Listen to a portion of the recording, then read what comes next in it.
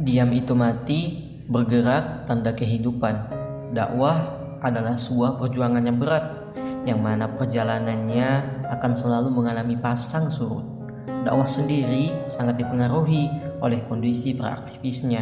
Jika aktivisnya memiliki keimanan, semangat, dan sakofah yang tinggi, maka dakwah akan berkembang.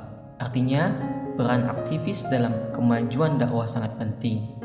Ada kalanya aktivis dakwah mengalami kemerosotan, jauh dari syarak, bahkan ada juga yang tersingkir dari jalan dakwah. Kemerosotan itu bisa bersifat malas bergerak, malas takarub kepada Allah, atau terpuruk oleh keadaan. Kondisi inilah yang disebut dengan kefuturan. Aku yakin aktivis dakwah manapun pernah mengalami hal ini, karena memang ini manusiawi, karena keimanan manusia kadang naik dan kadang turun.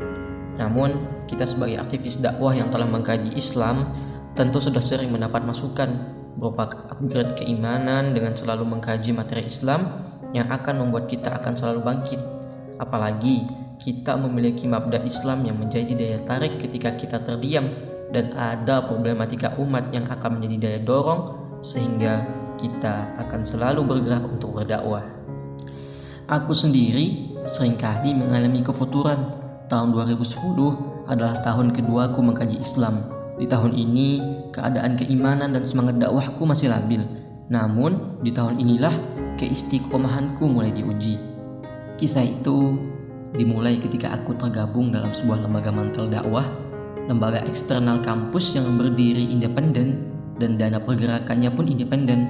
Artinya, berasal dari kantong anggotanya sendiri.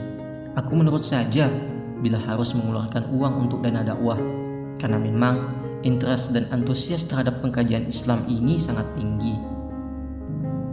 Di organisasi ini tidak sekali dua kali kami harus mengeluarkan banyak uang untuk dakwah, padahal sejujurnya salah satu sifatku adalah pelit.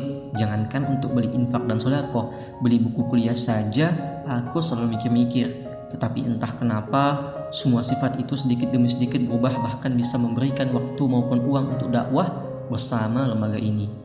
Semangat anggota organisasi ini tentu saja sangat mempengaruhi gerak dakwahku. Wajar kalau lembaga ini pun cukup menyita perhatian banyak kalangan mahasiswa karena dakwah syariah dan khilafah terdengar nyaring seantero kampus serta dikemas dengan berbagai agenda dakwah yang dinilai sangat intelek untuk kalangan mahasiswa. Namun, bukan dakwah namanya kalau tidak ada tantangan, hambatan dan cobaan yang melanda. Angin hedonisme yang ditawarkan atmosfer kampus pun sulit dibendung.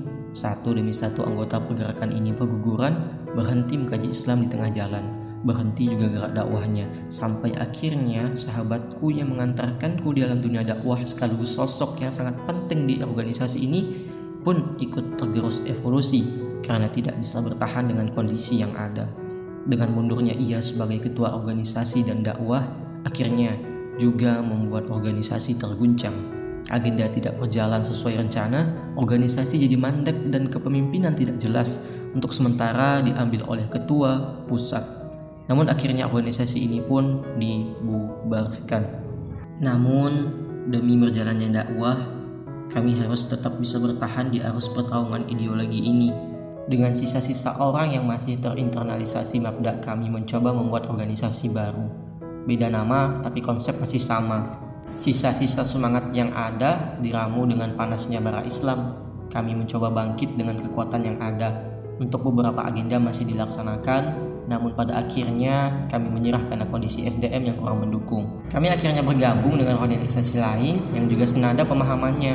Namun di sini kami harus merubah cara dan teknik yang anggun.